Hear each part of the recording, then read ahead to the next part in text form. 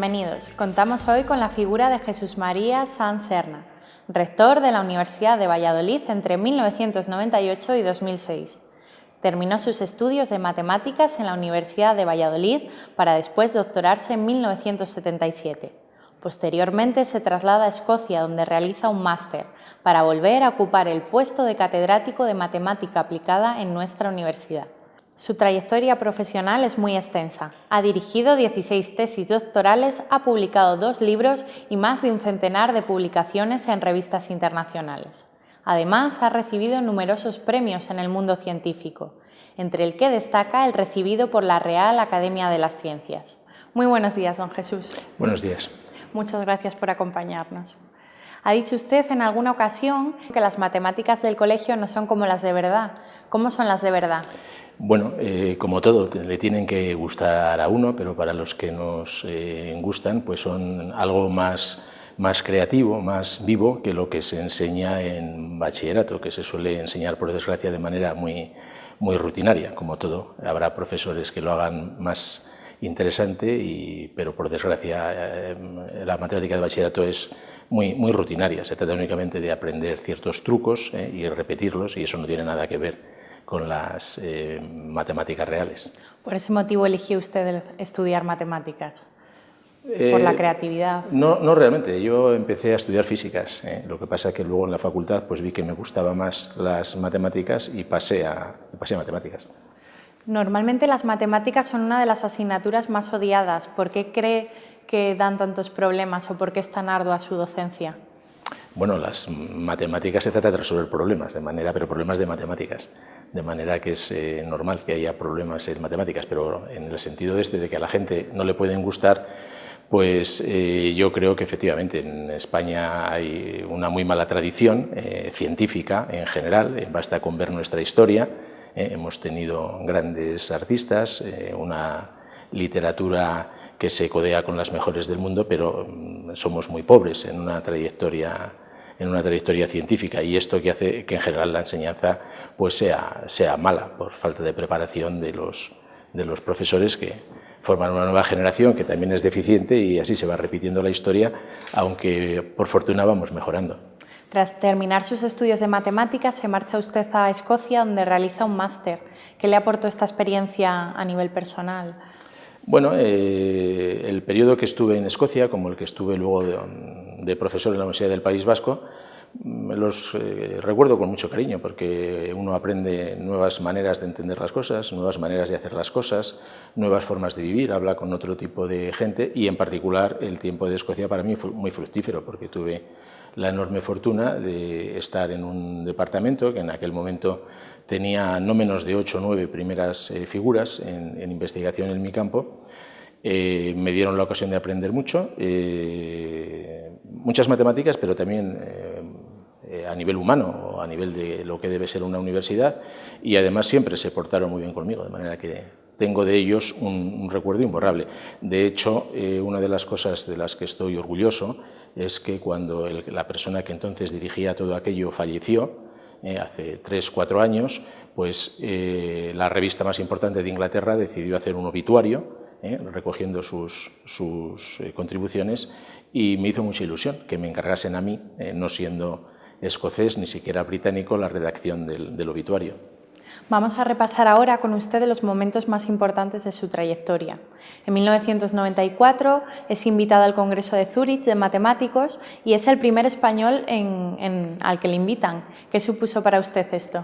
Bueno, el día que abrí la carta, pues naturalmente una de las alegrías más grandes de mi vida. Este es un congreso que se viene realizando cada 4 años desde el año 1900, que sintetiza los grandes avances en la matemática en el cuatrienio anterior y al que solo se accede por invitación, y hasta ese momento ningún español había sido invitado a sintetizar los avances en su campo en un congreso de estas características. Luego ya han venido otros, pero bueno, siempre me quedará el orgullo, y también para la Universidad de Valladolid, de haber sido el primero. Satisfacción.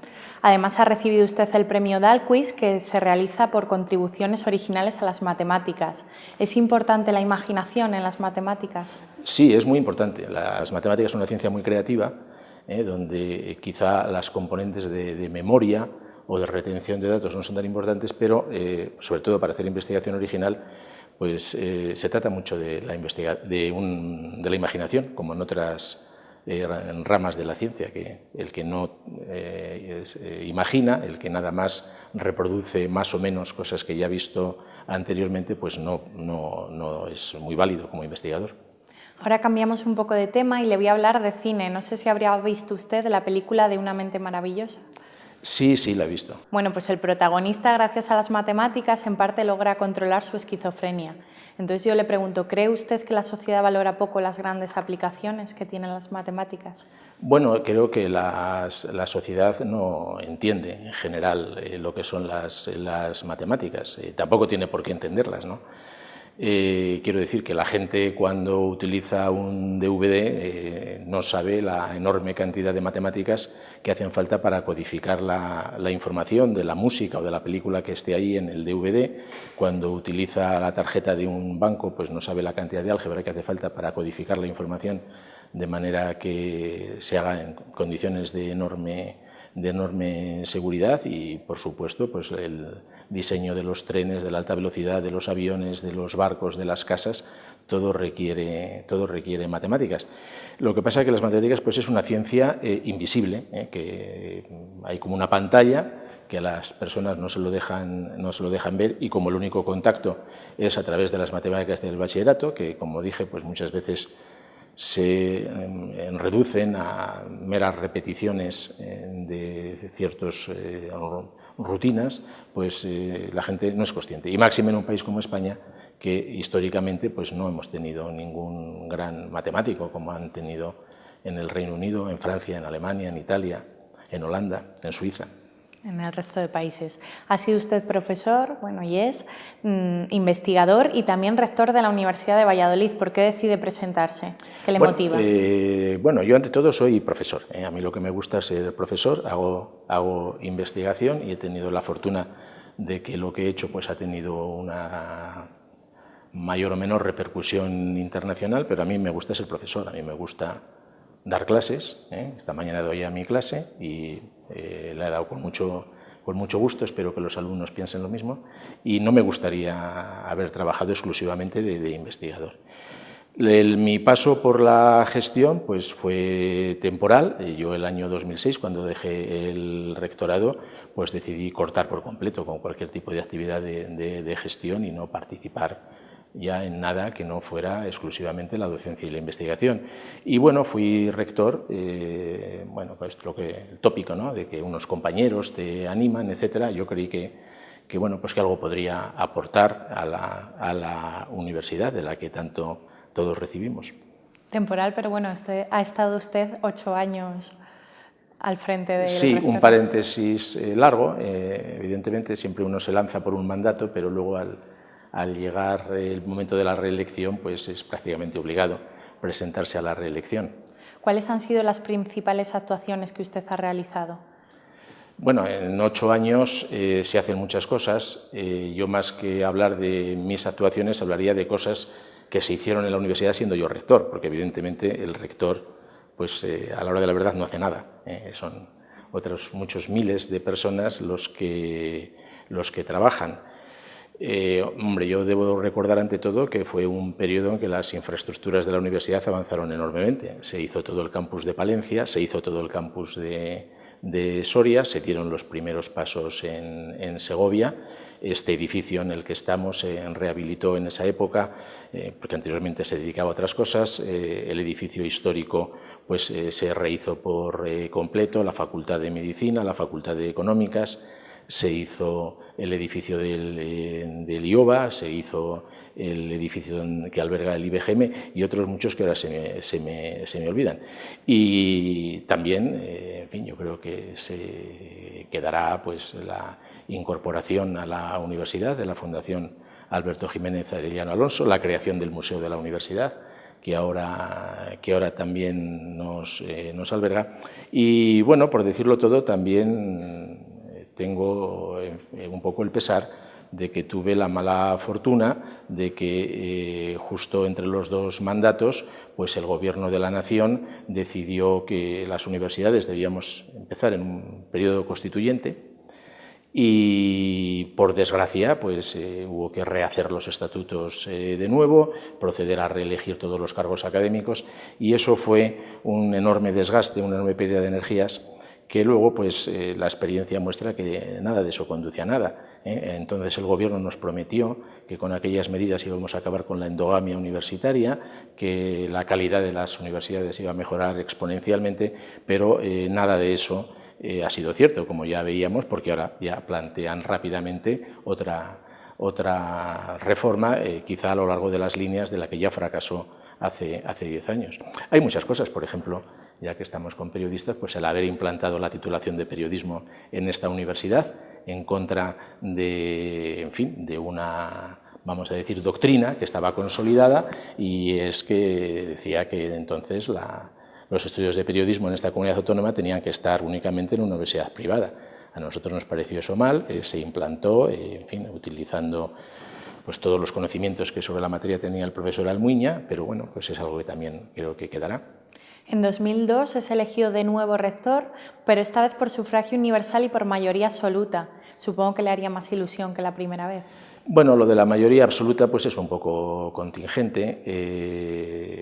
También me hizo ilusión ganar en todos los colectivos, o en todos menos uno, tanto en profesores, PAS, diversas categorías de profesores, pero sobre todo porque los que vivimos en aquel momento, claro, la razón que daba el gobierno de la nación en aquel momento es que los rectores que habíamos sido elegidos en el claustro, que era algo más tradicional en la universidad, teníamos un déficit democrático. Se decía entonces, una persona muy autorizada, que éramos progres trasnochados, que gestionábamos muy mal la universidad y que nunca hubiéramos salido elegidos por sufragio universal. Entonces, claro, a mí eso me estimuló a presentarme, porque se ponía un poco en tela de juicio, porque se afirmaba literalmente en aquella época que las elecciones en el claustro las habíamos conseguido a base de dar prebendas y dádivas a unos y a otros, y que eso no podría acontecer en un escenario de sufragio universal. Bueno, fueron las primeras elecciones por sufragio universal, bueno, las gané, y naturalmente me produjo una cierta alegría. Un enorme orgullo. Cuando terminó su mandato volvió de nuevo a la investigación. Ha dicho que volver a las matemáticas le pareció fácil y divertido. ¿Es más fácil y divertido que el rectorado?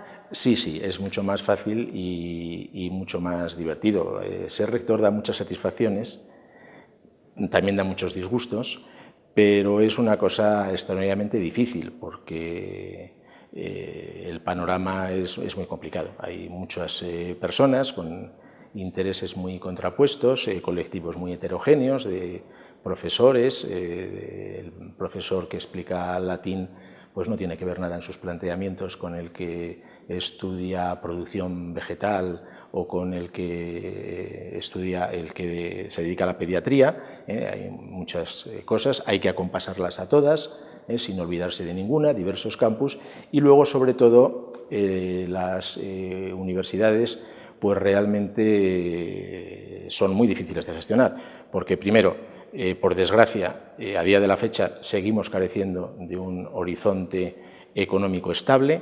Se empieza el año y no sabes de cuánto dinero vas a disponer, porque te informan a última hora, no hay manera de hacer una predicción a medio plazo, que es lo que dice la ley, que tenía que haber una programación plurianual.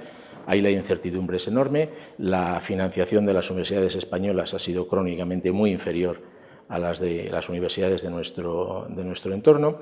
Los procesos de toma de decisión en la universidad son muy complicados, hay una excesiva querencia por una proliferación de órganos, de que cada pequeña decisión hay que pasarla por el Consejo de Departamento, la Junta de Facultad, el Consejo de Gobierno, el Consejo Social, y todo esto hace que los más mínimos cambios y las más mínimas mejoras requieran un despliegue de energía que, con esa misma energía, creo que con un sistema más ágil, la universidad progresaría más y sería más democrática, porque esta proliferación de órganos, en el fondo, lo que hace es diluir la responsabilidad y dar ocasión a grupos de presión para llevar el agua a su molino. Vamos, que le dan menos problemas las matemáticas que el rectorado. Bueno, las matemáticas tienen hechas de problemas. Las matemáticas consisten en resolver problemas. Es como las demás ciencias. Uno tiene que partir para hacer matemáticas de que hay un problema que quiere resolver, algo que no sabe cómo hacer. De manera que veo que como periodista utilizas la palabra problema negativamente. Para un matemático, problema es una palabra muy positiva, porque el día que nos quedemos sin problemas tendremos que irnos todos al paro. La ciencia está hecha para resolver problemas, igual que la medicina o el que ejerce la abogacía, pues le viene un cliente con un problema y hay que resolvérselo, y a eso nos dedicamos. Sí, las matemáticas, digamos, dan menos sinsabores que el rectorado, pero quiero decir que el rectorado es un poco como esto se dice te dicen cuando tienes hijos, ¿no? Que los hijos te darán muchos disgustos y muchas preocupaciones y muchas alegrías. Pues creo que es un poco lo mismo. Es una cosa que algunos días te da una gran alegría y otros días te dan un gran disgusto, y muchas veces ya se te queda el tic este de estar en casa, suena el teléfono y te sobresaltas porque crees que ha habido una inundación en un centro, o un grave problema en Segovia, o que en Soria no han ido los profesores y no han empezado las clases, en fin, y estás siempre un poco pendiente de estos sobresaltos que evidentemente cuando eres profesor sin responsabilidades administrativas, como es mi caso ahora, pues por fortuna no las tienes. A pesar de ello, nunca ha roto la vinculación con la UBA. ¿Qué tiene de especial esta universidad que ha pasado usted aquí gran parte de su vida? Bueno, yo fui profesor en la Universidad del País Vasco, guardo un recuerdo muy bueno de aquella época. Varios de mis discípulos son vascos y fue un periodo que recuerdo con agrado. Luego vine aquí y la verdad que no he tenido nunca motivos para marcharme. Yo creo que todos deberíamos ser muy conscientes de lo que la universidad hace por nosotros. Yo creo que en fin, ahora las épocas evidentemente son malas y hay muchas personas que quizá incluso han visto reducidos sus emolumentos, o han visto como a un compañero ha habido que rescindirle el contrato. Son épocas malas en que la universidad pues está siendo más ingrata con nosotros, pero creo que aislándonos de esta coyuntura y viendo el periodo de 20 años, 30 años, pues creo que todos los que estamos aquí debemos reconocer que debemos mucho a la universidad. Y también aprovecho la ocasión para decir que la sociedad debería estar más orgullosa de su universidad y debería valorar más lo que la sociedad hace lo que la universidad hace por la sociedad. Y para finalizar, usted que ha vivido en primera persona el desarrollo de todos esos años de la universidad, ¿qué futuro cree que le espera a la Universidad de Valladolid? Bueno, a mí lo que me gustaría es